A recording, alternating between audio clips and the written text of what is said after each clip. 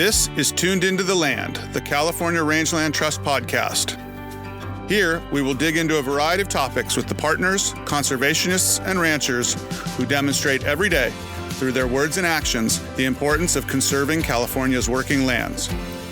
Tune in each month to learn more about our mission and how you can get involved in preserving the future of the Golden State for generations to come.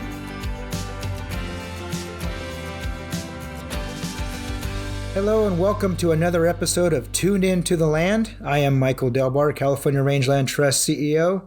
This month is Wildfire Awareness Month, and here at the Rangeland Trust, we take wildfire awareness and prevention very seriously.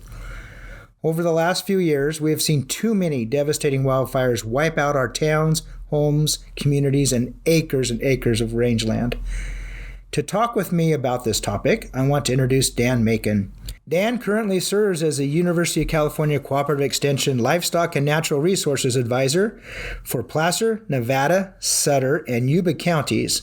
But he also served as the California Rangeland Trust Executive Director for many years. With that, let me welcome Dan to the podcast. Michael, thank you for having me. Dan, I know I just gave a small introduction of what you do, so why don't you go into a little more in depth about yourself? Well, you can't see this on the podcast, but I'm a bald guy, and bald guys wear lots of different hats. I've been the farm advisor here, the livestock advisor here in the Northern Foothills for just about 5 years now. But my family and I also are partners in Flying Mule Sheep Company, which is based here in Auburn, where we're recording this today. And we've been doing that. I guess we've raised sheep for over 20 years. All together. Might actually figure out what we're doing one of these days. And I'm intrigued by your podcast because we have a little podcast as well called Sheep Stuff You Should Know. And it's always interesting to see somebody who actually knows what they're doing record a podcast. So I'm going to learn from you guys today. Well, we have a great staff that are really good at editing. Thank goodness. Thank goodness. So one of the things that I think this is an issue all over the state, but here in the foothills, it seems like in particular, and I think over in the Coast Range too, is just the growing threat of wildfire. It seems like, when I was a kid and probably when you were too, a big fire was 5,000 or 6,000 acres. Yeah. And it seems like that goes up in part of an afternoon now. It's just outrageous how much of the state seems to be burning. In 1996, we had in Lake County the Forks Fire, and that we thought was huge at 36,000 acres. Yeah. Like you said, that's dwarfed now when you look at the millions of acres. In 2020, according to CAL FIRE's website, over 4 million acres across the state of California burned. That made it one of the most devastating wildfire seasons in history. I mean, even in 21, we didn't get any relief. We had 2 million acres burning then. And each year, these wildfire seasons seem to start earlier and burn longer. Yeah, similar example where I grew up in the Stanislaus National Forest in Tuolumne County. 86, we had a fire that went 100,000 acres, but it probably burned 2 months. And the Dixie Fire went 100,000 acres in a single afternoon several times this year. It's incredible, kind of the fuel loading and just the conditions that we're faced with out there. And it's not, it has devastated communities. And you think of the Camp Fire or the Dixie Fire or those North Coast fires over the last several years.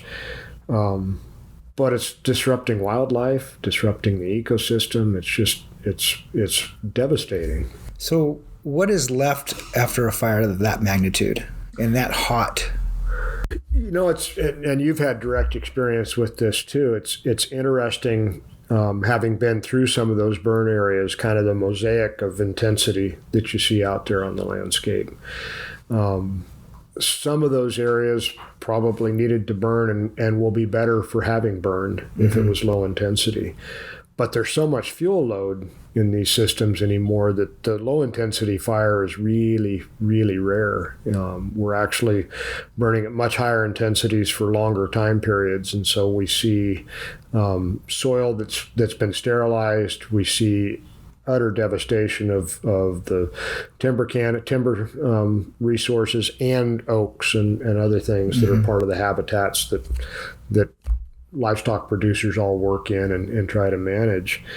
And I was telling somebody this several weeks ago. It seems like every place that I loved as a kid growing up has burned in the last 10 years. And it's not going to be the same in my lifetime and maybe not the same in my kids' lifetime because of the intensity of those fires. And we look at the brush and the fuels that we'd like to control burn, and just getting permits for that has been a challenge. And we get air pollution control offices that say, oh no, it's not a good day to burn, there may be some smoke in the air. Well, what smoke is in the air after you have 1 million acres burning, where you can't see for weeks on end, can't breathe? And that has an impact not only on the people, but the livestock as well. They are severely impacted by that smoke inhalation. Absolutely. And that's, I think it's an interesting dynamic in that those of us who care for livestock have to be out in that too. The need to care for livestock doesn't go away because the air is bad. And I think that has impacts as well. We've done some research here at Cooperative Extension to look and see if there's any impact from the heavy metals that may be in the smoke from residential fires on kind of forage quality and safety. And at this point, we don't think there's an impact, but we're right at the beginning of kind of these year after year after year fires that I think are going to cause some long-term impacts in that regard too. That's interesting. Never thought of that. Yeah, there's so much to it when we burn whole communities like that. It's more than just the brush or just the trees. But even the trees, we had a firewall run through one of our places in 2018. And we lost 95% of the conifers. Wow. But the oak devastation, and you think of oaks being a pretty hardy tree, and a lot of them did survive. Yeah. But so many of them didn't. And even today, 3 years later, 4 years later, we're starting to see those same trees are still falling. Yeah. They're just giving up. And it's that habitat. It's devastating. It's hard to see. It really is. And I think the wildlands, what we call wildlands that these fires are also devastating, are also working landscapes in many cases. And the kind of the relationship of livestock production to the quality of wildlife habitat that we see in those landscapes is severely disrupted when the whole thing burns up. I mean, not only do we lose forage for livestock, but we lose forage for the wildlife, and we lose rearing habitat for wildlife. We lose bird habitat. All those things that kind of go hand in hand are really disrupted and devastated. It takes them a long time to come back. Yeah, absolutely. So how can we help the situation in terms of fuel reduction? What type of grazing regimes are possible, particularly around some of the more rural urban areas that aren't these wider grazing landscapes? There's I think a lot of opportunity for expanding what we have started to call targeted grazing for fuel load reduction. And, if you think about the tools that are available to us to reduce fuel loads and to help prevent wildfire, there's really only two that remove fuel. One of those is prescribed fire, but the other one's grazing. And grazing, by definition, removes fine fuels and turns it into fiber or meat or milk or other products. And we're starting to see here in the foothills, and I think other parts of the state, kind of a renewed acknowledgement that grazing's an important part of our annual fire management system. And especially in the context of kind of suburban or urban neighborhoods that have an interface with those wildlands, grazing can be a really effective tool, particularly with sheep and goats, where we can get them into smaller parcels and into places maybe it'd be difficult to get cattle, and treat those fuels that need to be treated on an annual basis. I'm always amazed, as a rancher, I know that the grass is going to come back every year, but I'm always amazed when folks move out into these areas and say, well, the fuel load's here every year. Yeah, that's part of the process, right? And that's why we need to graze those places, because it's really the best tool available to us to remove those fuels.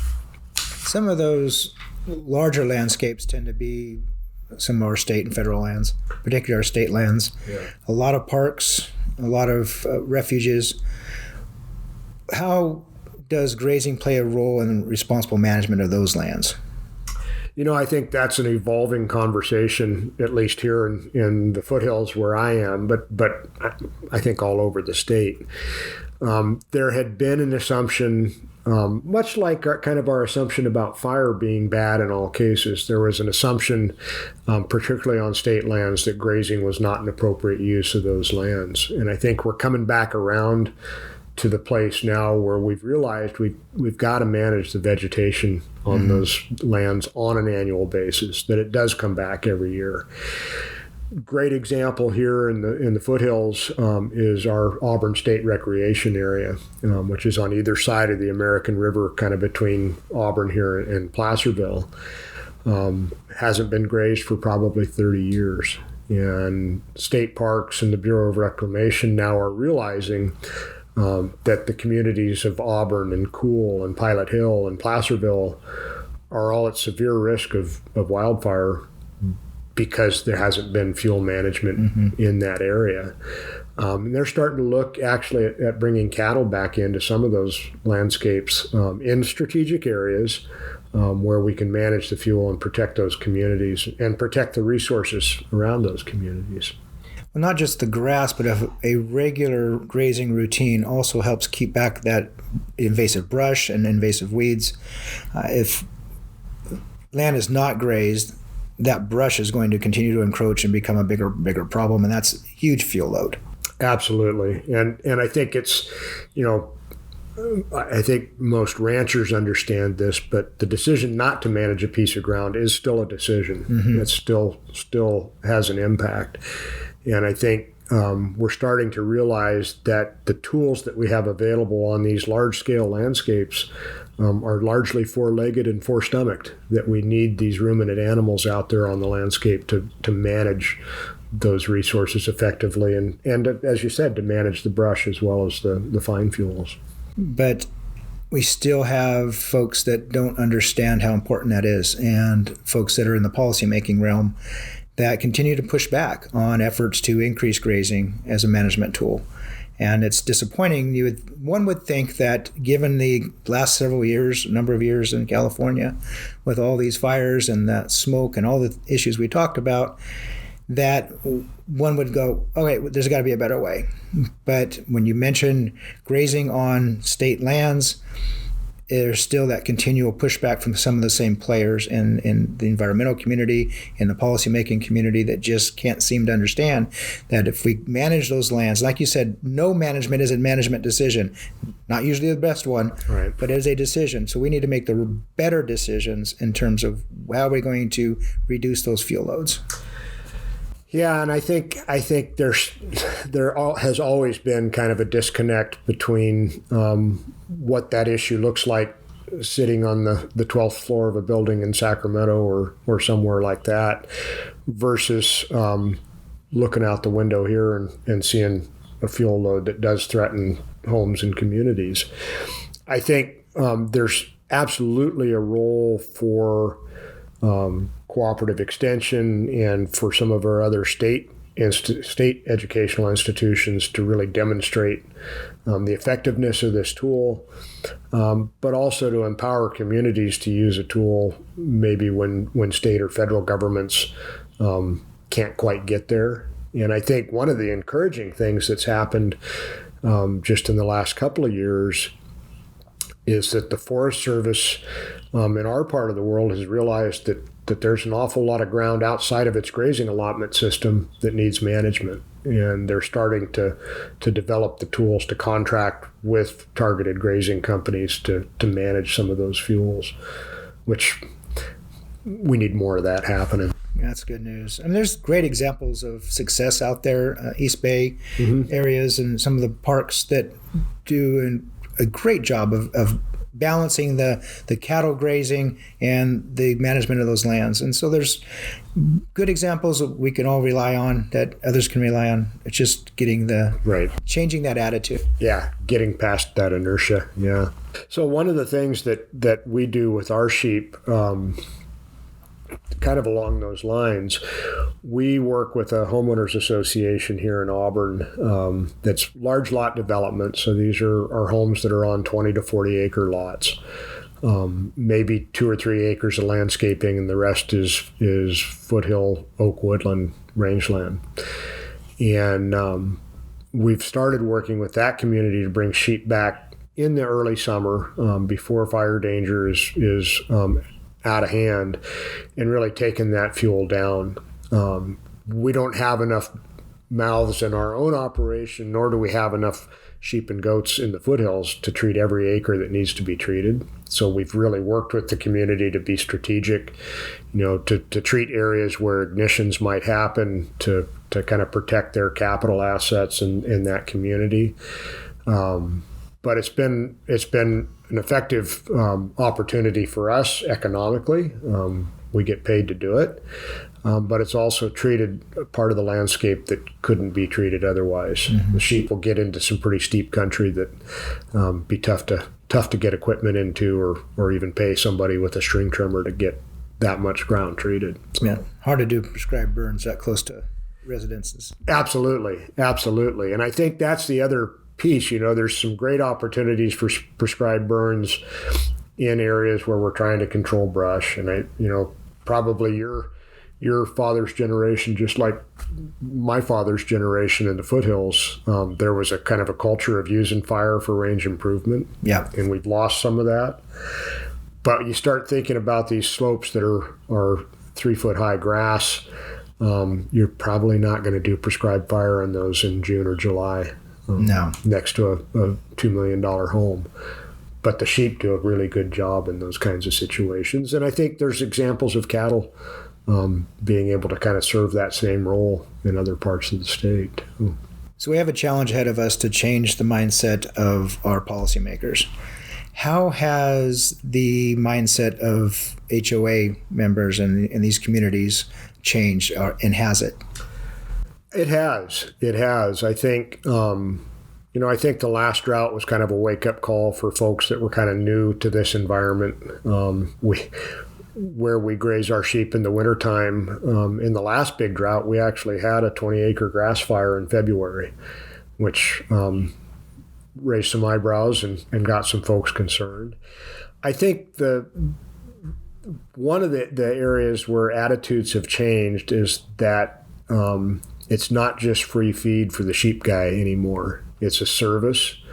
And I think in our case, the Homeowners Association really has started to view having our sheep out there as a service to them rather than as a benefit to us as the sheep producers. We graze out there in the wintertime, which is great for us to be able to rest some of our summer irrigated pasture. But now the homeowners want sheep back out there once fire danger picks up and able to treat some of those real key areas. And I think that shift has been really positive. I think the other interesting shift, and I'm sure you see this over where you are as well, as these communities have become less agricultural in nature, the uniqueness of seeing sheep or goats or cows out on the landscape is another attraction. This year during lambing, at the request of the HOA, we had an open house where people got to come see the lambs and meet the sheep and meet the dogs. There's some entertainment value that's probably not there when you hire the guy with the string trimmer or the masticator. It's got kind of this cultural aspect to it that I think is really unique and fun. Yeah, it is. And there's a lot of work that goes into moving in and moving out of an area like that. Yep. Water, fencing. Yep. It's not a real easy task for you as the grazer to move your flock into something like that. So recognizing that, maybe some grass that's now feed for your livestock, but the infrastructure needed to make that happen is the infrastructure needed for that is not insignificant. No, I think that's a really good point, and I think we have designed our business model so that the targeted grazing is kind of a byproduct of the fact that we have sheep that are producing lambs and wool. But in many cases, the reproduction of the livestock is kind of a byproduct of having these four-legged fuel reduction tools out there on the landscape. And there's a cost to that too. There's a cost of in terms of the reproductive success, if you're really pushing the animals to reduce what it may not be a real high quality forage resource. There is all that added labor and liability. If my sheep get loose into the landscaping in a $2 million valued home, it's a little different than if they got loose in my backyard and ate a few garden plants. There's an expectation of immediate response and repair of that landscaping if we're eating somebody's marigolds. So, think what it is when a steer gets in there. Yes, those are always fun calls. Yes, but you're right on the cultural side. We also run on public lands, and when we're moving cattle down the road, it's really fun to watch folks just stop. And not that they can't get through, but they just want to stop and watch. They want to watch the dogs work. They want to watch the horses work. Yep. And to them, it's really an exciting experience. So I can imagine if you're a homeowner, having sheep in your backyard, so to speak, could be a pretty cool experience. We just had that experience. We grazed a little project on our way home to get the sheep shorn a couple of weeks ago, and it was close enough that we could walk from the job to our home place, which if you've ever walked ewes with relatively new lambs, it's much like herding cats. But we had people stopped on the road videotaping us. We had a lady that we knew who happened to be going for a walk with her little boy that just followed us all the way back to our place so they could watch the whole process. And it's something that we probably take for granted because we grew up around it. Yeah. But people don't get to see that kind of real world work with livestock very often. It's pretty amazing, and they really love the dogs. Yes. And if I were a better horseman, we'd do it horseback, but then it'd be a total wreck on my hand. So you had mentioned your kind of direct experience in 2018, I think, fire that came through the ranch.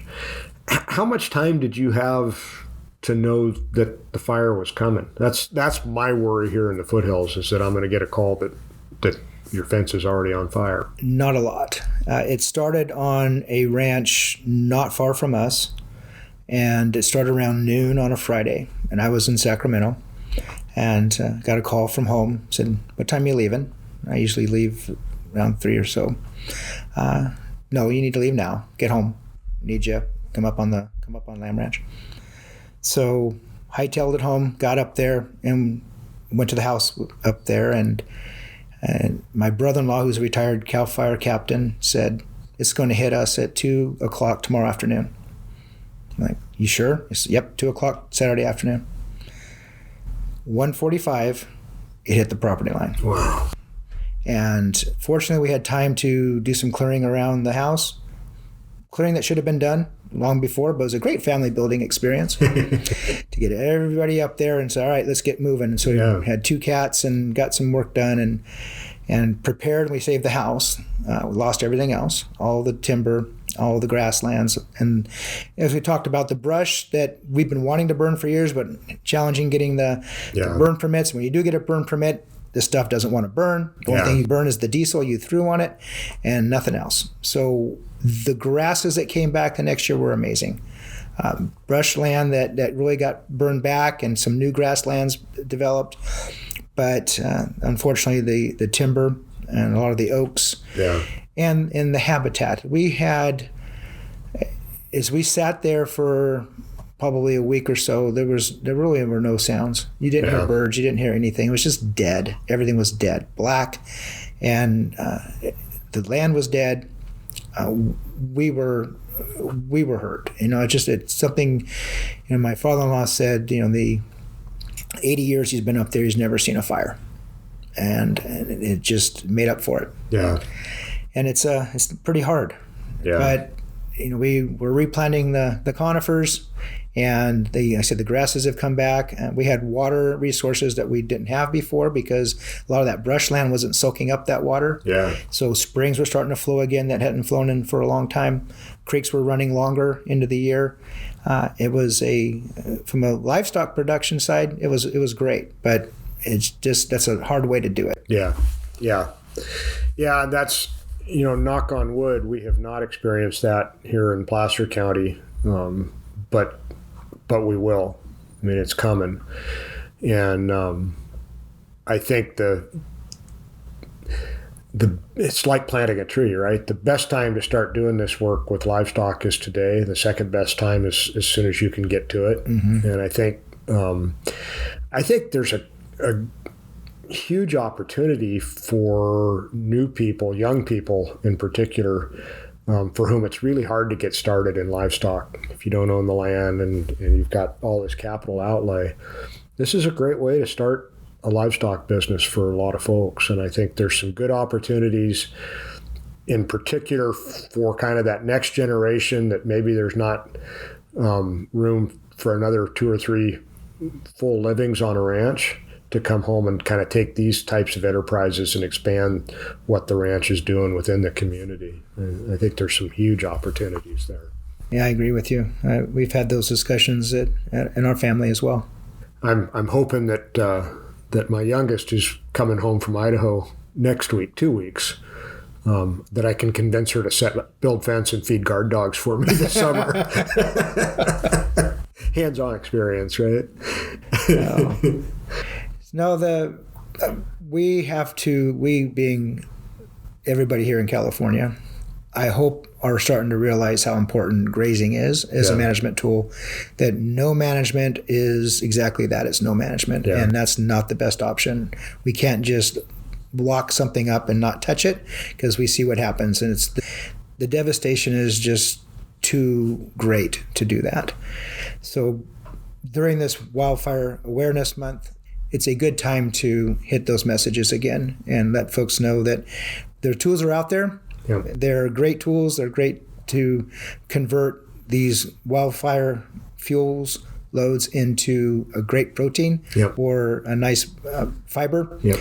And we can do that economically and efficiently, much more so than a weed whacker or a emasculator, like you said. I think the other piece of this, and this to me gets to kind of the importance that California Rangeland Trust plays in all of this, is that having boots on the ground every day in these landscapes is so vitally important too. Having a reason to be out there in that landscape day in and day out, to see kind of the seasonal changes, but the year-to-year changes and what those landscapes look like, happens because there are ranching families that have a reason to be out there on a daily basis. And I think conserving that landscape, but also maintaining those opportunities for family-based businesses to be on the land is a really important part of this fire prevention approach. And I think that's, we've got to not only maintain those communities, but maintain those ranching opportunities. I think that's really important. So as the California Rangeland Trust first executive director, you were literally there on day one. What did you think Rangeland Trust would be in 10 or 20 years? That's a great question. I think looking back on those early days, and gosh, that's been over 20 years ago now. 25 next year? I was going to say I had hair then, but I didn't really. There was a lot of, I would say, mixed feelings within the ranching community about kind of this perpetual option for conserving private ranches. And I think some of the early adopters helped alleviate those concerns to a large degree. I had hoped that it would be a tool for not only conserving these important habitats and natural resources, but for maintaining that human connection with those habitats and the relationship between grazing and all of the other benefits that we've talked about this morning.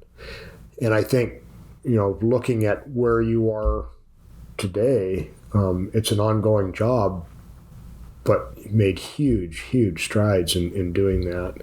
I think the fact that it's become so mainstream within the ranching community now to talk about long-term conservation and about kind of this multi-generational commitment to a community and to the land, using the tools that the Rangeland Trust can help provide is just tremendous progress. I think it's really exciting. Oh, thank you. And 365,000 acres later, and another 200,000 acres on our list of families, ranches that want to permanently protect those lands that we're working hard to make a reality for them. It's an exciting job, it's an exciting organization, and a huge thanks to folks like you that were there at the beginning and continue to do the work you do on the grazing side throughout the state of California. It's an exciting time to be part of the grazing community. Lots of opportunity. So Dan, thank you for your time and being a part of this podcast. We really appreciate that. We hope that folks learned a lot about prescribed grazing and the importance of wild fuel management in our lands. Michael, thank you for putting this topic together and for all that the Rangeland Trust is doing. Great to see you. Likewise, sir. We hope you enjoyed this episode of Tune In to the Land. Once again, thank you, Dan Macon, for taking your time today. There's a lot happening on the policy front, so next month we will give you an update on policy issues with one of our partners from the Partnership of Rangeland Trusts. Be sure to hit that follow button so you'll know when we release the next episode. Once again, thank you for joining us.